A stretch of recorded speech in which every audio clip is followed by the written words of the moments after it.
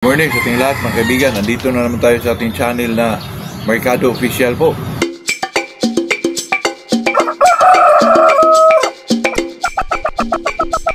Tayo nagpapasalamat sa ating mga subscriber, mga tagapanood natin.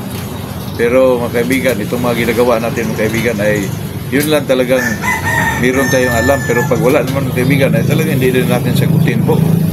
Kung ano may yung mga comment yun na medyo kaya natin sagutin, ay sagutin natin mga kaibigan.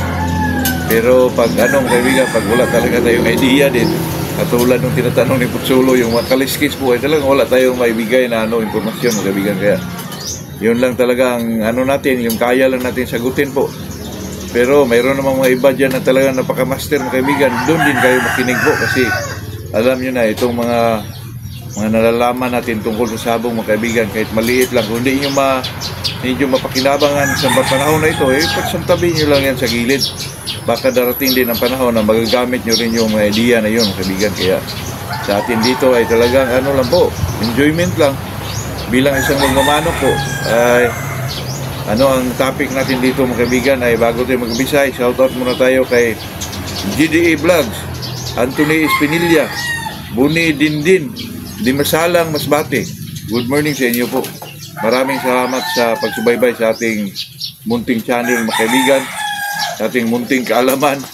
Kung mayroon mang naidulot na medyo nakakatulong sa ating pagmamanok po, ay na-enjoy din ako dyan mga kaibigan na tangkilikin nyo yung ating mga sinasabi dito mga kaibigan bilang isang magmamanok po. Itong topic natin ay itong napakasimple lang mga kaibigan. Dati ko pa rin ito binibigyan ng pansin po, itong paano ba natin patatapangin ng isang manok po, lalo na sa stag. Yung mga 4 months, 5 months, yung hindi pa naglaban mga kaibigan, napakasimple lang po. Huwag nyo lang siyang laging hinawak-hawakan, lagay nyo lang dyan sa hardening pin,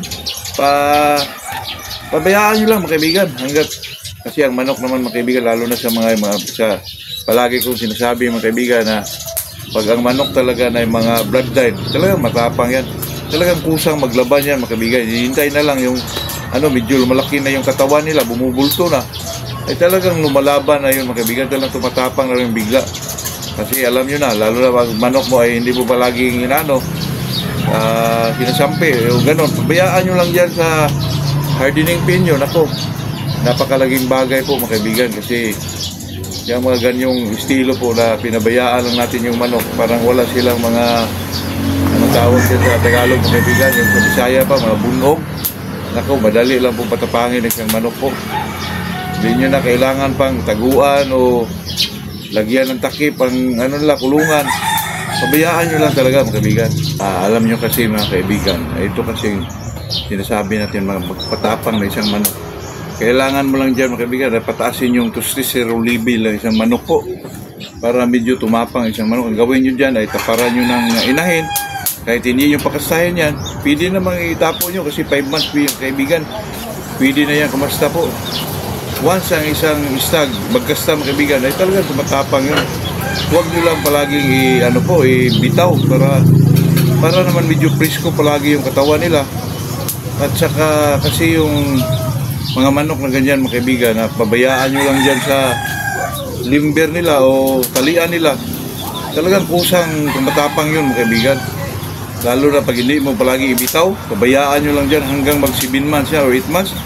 Nako, hindi mo talaga mapigilan yung tapang dyan sa isang manok mga kaibigan. Lalo na sa, palagi ko yung sinasabi mga kaibigan, pag ang manok ay may bloodline talaga, ay dumating talaga sa panahon na medyo maglaban lang siya, kusang maglaban lang po.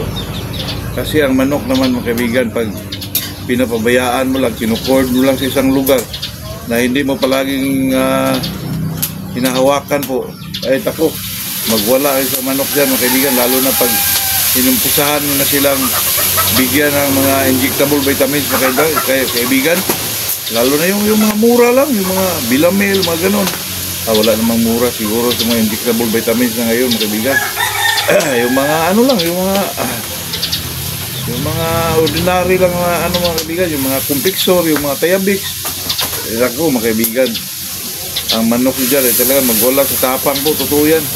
Hindi mo na problemahon mga kaibigan na paano patapangin yung isang manok mo po, kasi ang manok mga kaibigan ay kusang tumatapang lang po yan. Lalo ay may bloodline talaga.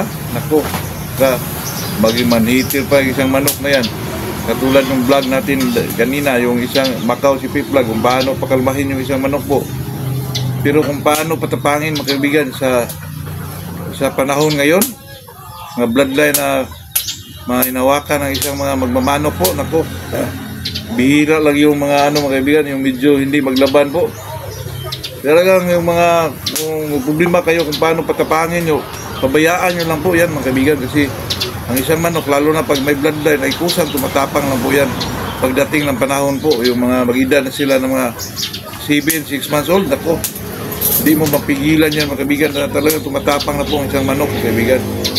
Kaya huwag niyong problemahin yan kung paano patapangin, kasi ang isang manok na may bloodline po, ay talagang kusang tumatapang po yan, mga kaibigan. Kahit anong gawin nyo dyan, kahit pabayaan nyo lang dyan sa cord, ay talagang tumatapang lang yan, mga kaibigan. Nasa sarili na yan na medyo tumatapang talaga sila.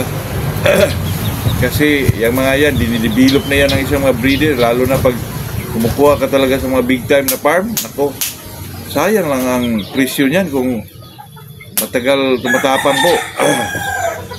Pero depende rin kasi yan sa mga bloodline, mga kaibigan. Pero kung gusto mo mga late maturing or mga early maturing na manok, makikita mo yan sa mga hatches po. Hatches, mga sweaters. Depende sa gusto mo po. Sa akin, mga kaibigan, pag sinasabing sweaters po ay talagang talagang matatapang na manok sila, mga kaibigan. Yun lang po, hindi na natin yan patagalin kasi napakadali lang po yan. Problema na yan kung paano patapangin po. Pabayaan nyo lang, mga kaibigan. Yun lang po. Good morning sa ating lahat, mga kaibigan.